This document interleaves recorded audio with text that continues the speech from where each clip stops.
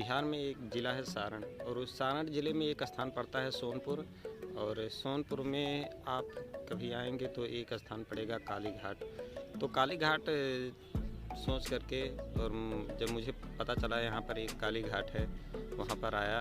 और तो रात में रुकने की जगह मैंने सोचा इससे अच्छा क्या हो सकता है जब काली घाट है यहाँ पे। और मैंने रात भर जो है यहीं पर रुका, लेकिन जब सुबह उठा तब हमको पता चला नहीं, या तो शमशान घाट है, यहाँ पे मुर्दे जलाए जाते हैं। और सुबह उठकर ही हमको यहाँ के बारे में पता चला। और अभी आप जो देख रहे हैं पीछे, यहीं पर मैं जो है कल सोया था। ये बाबा जी का मंदिर है इधर बगल में, और यहीं पर बाबा जी भी रहते हैं। और मैंने जब कल मैं आया तो यहीं पर हमको सोने की जगह मिली, और भोजन वगैरह भी यहाँ पर मिल गया था हमको। जो यहाँ के मुख्य पुजारी जी हैं उनसे थोड़ा बातचीत करेंगे यहाँ के बारे में। छोटा सा नाम भगवान राम उर्फ बालक बाबा गुरु जी का दिया हुआ है। ये धनुषकोटि आश्रम अति प्राचीन है। अयोध्या से बारात के क्रम में जब यहाँ ये नारायणी नदी पार कर रहे थे तो उस समय राम जी का यहाँ प्रवास हुआ है।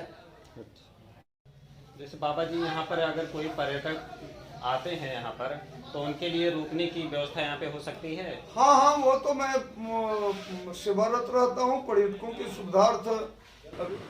बिहार के सारण जिले के सोनपुर की ख्याति विश्व प्रसिद्ध पशु मेले को लेकर रही है।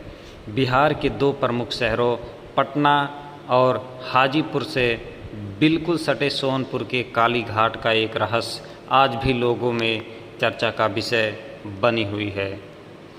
सोनपुर कस्बा गंगा और गंडक नदियों के संगम पर बसा है। गंगा पार करते ही लोग पटना और गंडक पार करते ही हाजीपुर पहुंच जाते हैं। सोनपुर के ऐतिहासिक घाट ज़्यादातर गंडक के किनारे हैं। इन्हीं में से एक घाट है काली घाट। लोगों की धारणा है कि यहाँ डूबने वाले किसी शख्स की आज तक लाश नहीं मिली।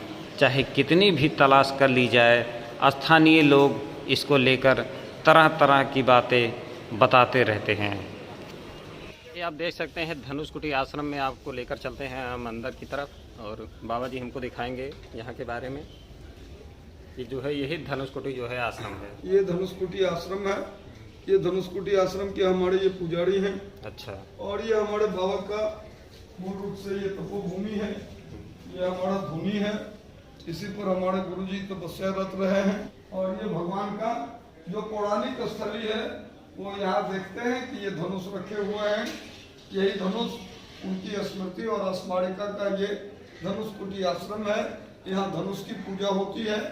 और व्यापक रूप से यहाँ से हमने the international campaign for nuclear डिसआर्मामेंट Ayodhya, इस प्लान प्रोग्राम एंड प्रोजेक्ट पर मैं काम कर रहा हूँ। आशा है श्री राम जन्मभूमि तीर्थ क्षेत्र ट्रस्ट अयोध्या पुनः फिर हमारे राम राज्य के वापसी में अपना संवैधानिक खंडपीठ तैयार कर रहे हैं। तो आपको लेकर चलते हैं हम संगम तट पे, जहाँ पर गंडक नदी और गंगा नदी दोनों नदियों का संगम होता है। और बाबा जी हमको ले चल रहे हैं वहाँ पे दिखाने के लिए, जहाँ पे दोनों नदियों का संगम है। और बाबा जी यहाँ से दिख जाएगा? हाँ, यही दिखाई दे रहा है ना।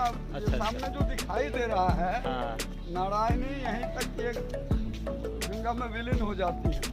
वो सामने वो गंगा वो पटना नजर आ रहा है। नारायणी नदी भी बोलते हैं इनको? हाँ, ये नारायणी नदी के नाम से ही विख्यात है। सर, जो गंडक नदी है उसको नारायणी के नाम से भी जानते हैं, बाबा जी ने हमको बताया। और लगातार हम बढ़ रहे हैं। तो बाबा जी जैसे यहाँ पर ये हमारे पर्यटन विभाग द्वारा ये कार्य योजना क्रियान्वित किया गया है। इसके बाद यहाँ से ये नमामि गंगे परियोजना का पृष्ठभूमि है। नमामि गंगे परियोजना के पृष्ठभूमि पर अभी हम चल रहे हैं। ये आप जो देख रहे हो ये नारायणी का मुक्ति नारायणी से ये चलती हैं और यहीं आकर गंगा में ये संगम हो जाती है। देख रहे हो ये नारायणी है और नारायणी के साथ संगम हो रही हैं ये मही नदी का संगम हो रहा है। और वो सामने दिखाई दे रही है गंगा। ये त्रिवेणी संगम का ये अभी आप व्यापक रूप से दर्शन प्राप्त कर रहे हो। तो गंडक नदी और गंगा नदी का संगम यही है? हाँ, यही है। अच्छा, यहीं पर दोनों नदी जो है आकर के मिल जाती है। हाँ।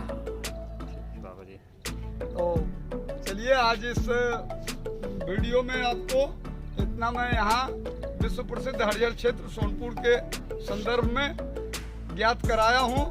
मैं भगवान राम यूनिवर्सल सतयुग स्टेज इंडिया ट्रस्ट धनुषकोटी आश्रम दक्षिणेश्वर कालीघाट सोनपुर।